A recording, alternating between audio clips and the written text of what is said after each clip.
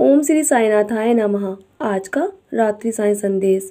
मेरे बच्चे, लोग तुम्हारी प्रशंसा करते हैं या निंदा, इसकी चिंता बिल्कुल भी तुम मत करो। सिर्फ एक बात सोचो कि आपने अपनी सारी जिम्मेदारियां ईमानदारी से निभाई हैं कि नहीं।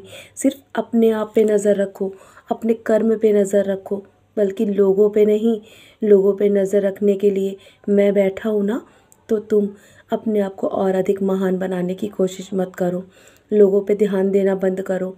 यदि तुम लोगों पे ध्यान देते रहोगे ना, तो तुम्हारे जीवन की सारी खुशियाँ तुमसे दूर हो जाएंगी और दिन पे दिन तुम हमेशा परेशान ही रहोगे। बस ये सोचो कि तुम मेरे बच्चे हो, मेरे दिखाए मार्ग पर चल रहे हो ना, तो जीवन में सदैव अच्छे कर्म कर रहे हो। बस मेरा हाथ थामे रहना, मैं तुम्हारा हाथ कभी भी नहीं छोड़ूंगा। चाहे दुनिया वाले तुम्हारा साथ दे या ना दे, पर मैं हमेशा तुम्हारे साथ हूँ। इस बात को हमेशा ध्यान रखना। जीवन के इस भाग दौड़ में थोड़ा थमना भी सीखो मेरे बच्चे।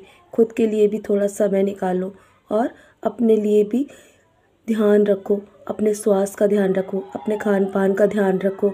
जीवन में चाहे तुम्हें कितनी भी बुरी परिस्थितियाँ क्यों ना आ जाएं, मैं तुम्हें कभी भी नहीं छोड़ूंगा और ना ही तुम्हें परिस्थितियों में घिरकर इतना निराश होने दूंगा। मैं तुम्हें हर परिस्थिति से निकाल दूंगा।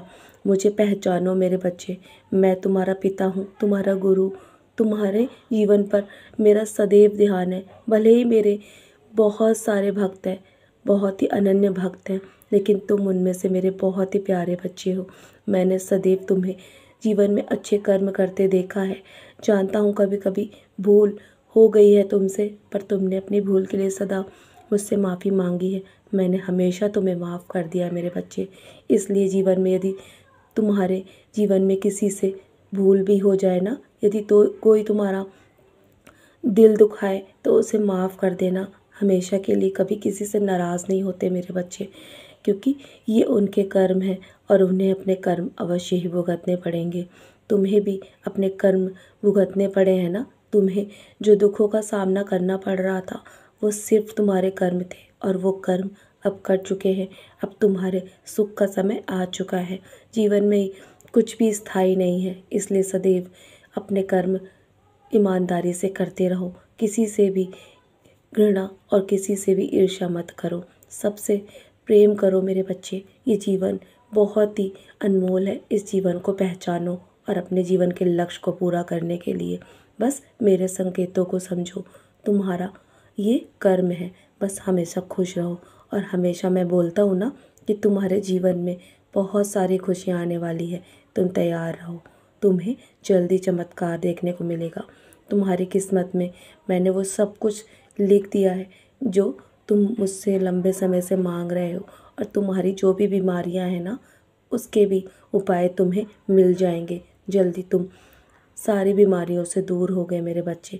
मैंने तुम्हारे चारों ओर एक रक्षा कवच बना दिया है। जिस बीमारी से तुम जूझ रहे हो, उससे तुम्हें जल्दी छुटकारा मिलेगा।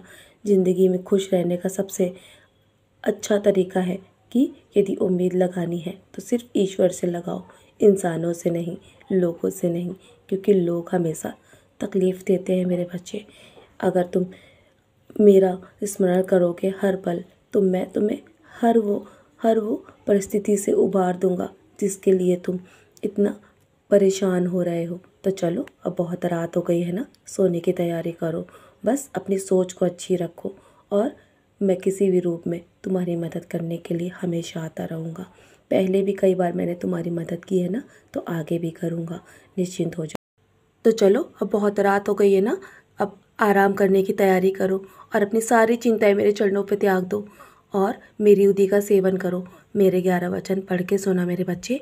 और मैं बैठा हूँ ना तुम्हारे लिए चिंता करने के लिए। मैं तुम्हारे भविष्य को अवश्य संभाल लूँगा। तुम निश्चिंत होकर सो जाओ और कल के लिए बहुत सारी तैयारियां करनी है ना। मेरा आशीर्वाद हर पल तुम्हारे साथ है। सदा खुश रहो मेरे प्यारे बच्चे, यूं ही मुस्कुराते रहो।